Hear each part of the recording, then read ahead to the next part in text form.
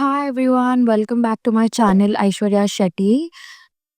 So, ఈరోజు నేను ఈ వీడియోలో మీకు రాజ్మా కర్రీ ఎలా చేసుకోవాలో చూపిస్తున్నా. విత్ ఇన్ లెస్ టైమ్ కాకపోతే with also very simple process. ఎక్కువ కాంప్లికేటెడ్‌గా ఏముండదు. దీన్ని మీరు పూరితో తింటే చాలా this is my favourite combo అనమాట. So, once in a month చేసుకొని తింటా.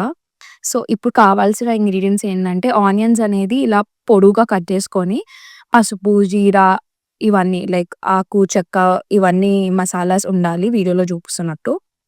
అండ్ అల్లం వెల్లుల్లి పేస్ట్ ఇది ఇంట్లో చేసుకుంటాము. అప్పుడప్పుడు మమ్మీ చేస్తది. లేకపోతే నేను చేస్తా.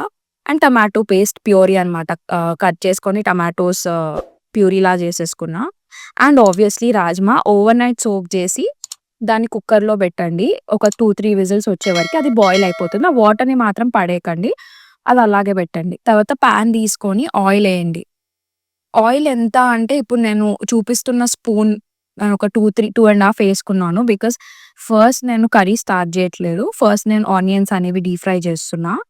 దాన్ని మనం పేస్ట్ లాగా చేసుకొని కర్రీలో వాడతామనమాట. సో, ఆనియన్స్ అనేవి మనము ఎలా డీప్ ఫ్రై చేయాలి అంటే కంప్లీట్‌లీ బ్రౌన్ రావాల్సిన అవసరం లేదు. కొంచెం బ్రౌన్ కలర్‌లో రావాలి. కాకపోతే మాడకుండా చూసుకోండి. మాడిపోతే మళ్ళీ టేస్ట్ చేదవుతుంది కర్రీది. సో, మనం కాన్స్టాంట్‌లీ అక్కడే నించొని కలుపుతూ ఉండాలనమాట. ఎవ్రీ 1, 2 మినిట్స్‌కి ఆనియన్స్‌ని. అక్కడే ఉండాలి. లైక్ మీరలా పెట్టేసి వేరే వేరే పనులేదైనా ఉంటే అది మాడిపోతుంది. సో, అన్నీ ఈవెన్‌గా ఫ్రై అవ్వాలి అంటే you need to be there and at least 2-3 మినిట్స్‌కొకసారి కలుపుతూ ఉండండి. సో, వన్స్ ఆనియన్స్ అన్నీ ఫ్రై అయిన తర్వాత అది ఒక మిక్సీ జార్‌లో తీసుకొని 15 మినిట్స్ చల్లారిన తర్వాత దాన్ని మనం గ్రైండ్ చేసుకోవాలనమాట ఆ పేస్ట్‌ని.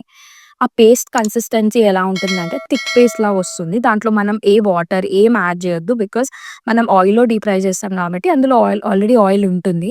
సో, దానివల్ల పేస్ట్ అనేది థిక్‌గా వస్తుందనమాట. సో, ఆ పేస్ట్ మనం పక్కన పెట్టేసుకొని మనం కర్రీ చేసేటప్పుడు దాన్ని వాడుకోవాలి. సో, ఇప్పుడు మీరిక్కడ చూస్తున్నారు గదా వీడియోలో ఈ కన్సిస్టెన్సీ వస్తే సరిపోతది ఆనియన్స్‌కి. సో, ఈ కన్సిస్టెన్సీ వచ్చిన తర్వాత స్టవ్ ఆఫ్ చేసేసుకొని, ఆ ఆనియన్స్ అన్నీ మనం మిక్సీ జార్‌లో లేకపోతే ఓకే. మీకు ఒక గిన్నెలో తీసుకుంటంటే అలా అయినా పర్లేదు. తర్వాత నేనైతే ఇక్కడ మిక్సీ జార్‌లో తీసుకున్నా. నేను వీడియోలో గూడా చూపిస్తున్నాను గదా! తర్వాత ఇదే ఆయిల్‌ని మనం క్లీన్‌గా ఆనియన్స్ ఏం లేకుండా తీసేసి, కొంచెం ఇదే పాన్‌లో కొంచెం ఆయిల్ వేసి, లేకపోతే మీకు పడదు ఆయిల్ అంత అవసరం లేదు అంటే, you can start the cooking. నేనిక్కడ మసాలాస్ అన్నీ ఏస్తున్నాను. చెక్క, లవంగ, ఇలాచి ఇవన్నీ ఏసి ఒక 2 మినిట్స్ ఫ్రై చేస్తున్నా. దీన్ని ఫ్రై చేసిన తర్వాత కొంచెం పసుపేయాలి. సో, ఫస్ట్ ఎప్పుడైనా సరే మసాలాస్ అనేవి కొంచెం ఫ్రై చేయాలి. ఇమ్మీడియేట్‌గా మనం ప్యూరీ అలా ఎయడం వల్ల ఏమైతుందంటే, ఆ మసాలాది అనేది మనకి ఐ మీన్ కర్రీలో టేస్ట్ రాదనమాట. సో, తర్వాత అల్లం వెల్లుల్లి పేస్ట్ ఏస్తున్నా. ఇది ఇంట్లోనే ప్రిపేర్ చేసుకోవచ్చు. బయటది వాడకండి. It's not at all safe. So, ఇది అల్లం వెల్లుల్లి పేస్ట్ వేయగానే మనం ఒక 2, 3 మినిట్స్ అలా కలుపుకోవాలి. బికాజ్ అది గూడా పచ్చి వాసన అనేది ఎళ్ళిపోవాలనమాట. అల్లం వెల్లుల్లి పేస్ట్‌లో ఉన్న పచ్చి వాసన. బికాజ్ కర్రీలో బాగోదు అట్లా టేస్టొస్తే. సో, ఒక 2, 3 మినిట్స్ దాన్ని గూడా ఫ్రై చేసేసుకొని, దీంట్లో కొంచెం ఒక చిన్న స్పూన్ హల్దీ ఏసేసుకోవాలి. పసుపేసేసుకోవాలి. దాన్ని గూడా ఒక 2 మినిట్స్ ఫ్రై చేసుకొని, మీకు వీడియోలో ముందు చూపిచ్చాను గదా! Tomato puree. ఆ టమాటో ప్యూరీని మనం దీంట్లో డైరెక్ట్‌గా యాడ్ చేసుకోవచ్చనమాట. యాడ్ చేసేసుకొని దీన్ని మనం ఏం జేయాలి అంటే, ఒక 5 మినిట్స్ దీన్ని బాగా ఆయిల్‌తో కుక్ జేయాలనమాట. టమాటో పేస్ట్‌ని. కంటిన్యూయస్‌గా కలుపుతూ ఉండాలి. బికాజ్ ఇది మళ్ళీ అడుగంటుతది. సో, మనం ఒక 2, 3 మినిట్స్ దీన్ని బాగా మిక్స్ చేసిన తర్వాత అది కొంచెం బాయిల్ అయ్యి ఆయిల్ పైకి తేలుతుందనమాట. అట్లా తేలిన తర్వాత మీకు ఉప్పు, కారం, పసుపు ఆహ్, అండ్ ధనియాల పొడి, మా గరం మసాలా ఇవన్నీ ఏసుకోవాలి. నేనైతే యాస్ ఆఫ్ నౌ కొంచెమే సాల్ట్ ఏస్తున్నా. బికాజ్ అది బాయిల్ అవ్వాలని. ఒకవేళ సాల్ట్ పడితే మళ్ళీ మనం లాస్ట్‌కి అడ్జస్ట్ చేసుకోవచ్చు. అండ్ కారం మాత్రం ఒక 1 టేబుల్ స్పూన్ ఏసాను. తర్వాత బికాజ్ ఆల్రెడీ మసాలాస్ ఏసాను గాబట్టి కారం నేను ఎక్కువేయలేదు. Because it's summer and it will hurt your stomach. So, తర్వాత దీంట్లో ధనియాల ధనియాల పొడి అండ్ గరం మసాలా పొడి ఒక హాఫ్ స్పూన్ ఏసా. సో, ఇదంతా మనం కంటిన్యూయస్‌గా మళ్ళీ కలపాలి. కలిపిన తర్వాత ఒక 2, 3 మినిట్స్ వదిలేయాలి. బికాజ్ మసాలాస్ అన్నీ ప్యూరీకి మంచిగా సోక్ ఇన్ అయ్యి కొంసేపు అయిన తర్వాత it will also give a layer of oil on it. So, అలా కలిపిన తర్వాత మనం కొంచెం ఒక 5 మినిట్స్ అలా మూత అయినా పెట్టొచ్చు పర్లేదు. సో, ఇలా కంప్లీట్‌లీ బాయిల్ అయిపోయి దానిపైన ఆయిల్ అనేది తేలాలనమాట. ఈ వీడియోలో కనిపిస్తుంది గదా! అలా. అలా తేలిన తర్వాతనే మనం మిగతా లైక్ మనం ముందు ఆనియన్ పేస్ట్ చేసుకున్నాం గదా! ఆనియన్ పేస్ట్‌ని మనం ఇందులో ఏసుకోవాలి. సో, అప్పుడు మళ్ళీ ఒకసారి మిక్స్ చేసి కంప్లీట్‌లీ అంటే ఆ పేస్ట్ ఇంకా మనం చేసుకున్న టొమాటో ప్యూరీ అంతా కలిసిపోయి బాగా కుక్ అవ్వాలి. కుక్ అవుతేనే మనకి కర్రీకి ఒక మంచి కన్సిస్టెన్సీ వస్తుంది. అంటే మీరు బయట నార్త్ ఇండియన్ ప్లేసెస్‌లో తింటే అంటే ఇట్లా వాటరీ కన్సిస్టెన్సీ ఉండదు కర్రీది. అది కొంచెం థిక్ కన్సిస్టెన్సీ ఉంటది గదా! ఆ కన్సిస్టెన్సీ దీని వల్లనే వస్తుంది ఆనియన్ పేస్ట్ వల్ల. బికాజ్ మనం ఆయిల్‌లో డీప్ ఫ్రై చేస్తాం కాబట్టి. అండ్ ఆ టేస్ట్ గూడా అందుకే అంత డిఫరెన్స్ ఉంటుంది. This is the key ingredient of the recipe onion paste. అవును. This is the key ingredient. Because దీని వల్లనే మనకి కన్సిస్టెన్సీ ప్రాపర్‌గా వస్తుంది. సో, వన్స్ ఇదంతా మిక్స్ చేసుకున్న తర్వాత, దీంట్లో మనం ఇంకా కొంచెం అంటే నేనొక హాట్ వాటర్ పెట్టాను సైడ్‌లోకి. బికాజ్ కొంచెం హాట్ వాటర్ ఏస్తే ఏమవుతుందంటే, ఆ ఆనియన్ ఇంకా బాగా కుక్ అవుతుంది. ఆ పచ్చి స్మెల్ దేంట్లో ఉండదు. సో, మంచిగా దాన్ని మిక్స్ చేసేసుకొని, అదంతా బాయిల్ అయిన తర్వాత ఒక థిక్ కన్సిస్టెన్సీ వస్తుంది. అంటే కంప్లీట్ మిక్స్చర్ అనేది బాయిల్ అయ్యి, ఒక మంచి కన్సిస్టెన్సీ వచ్చిన తర్వాత, మనం ఓవర్ నైట్ సోక్ చేసుకొని బాయిల్ చేసుకున్నాం గదా! కుక్కర్‌లో రాజ్మాని.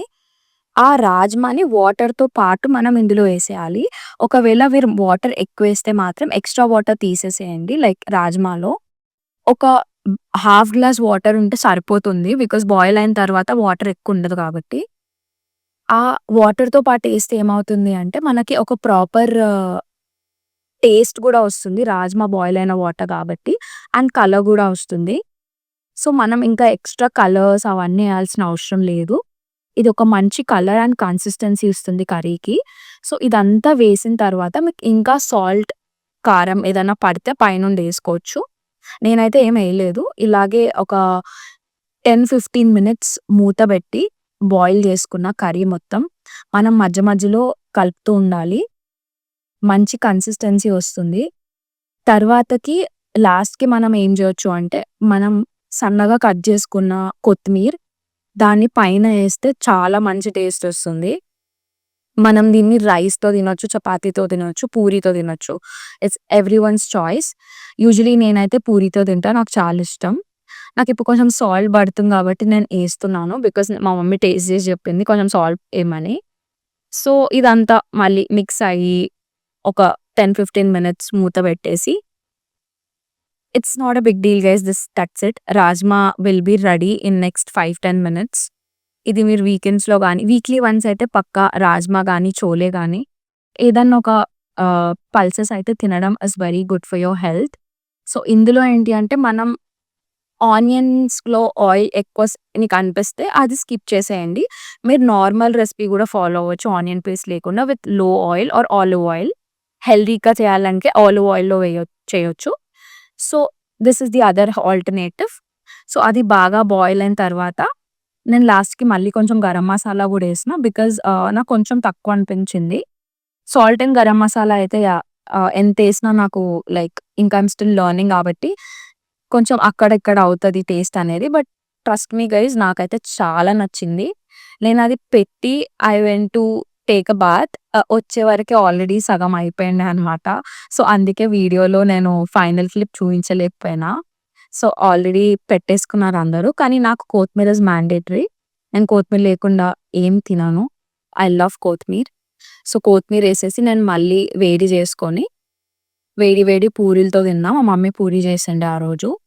ఒకవేళ పూరి రెసిపీ కావాలంటే గూడా comment down below. I will definitely tell you. ఈ రెసిపీ హెల్ప్ అయితే please do subscribe to my YouTube channel and also follow me on Instagram.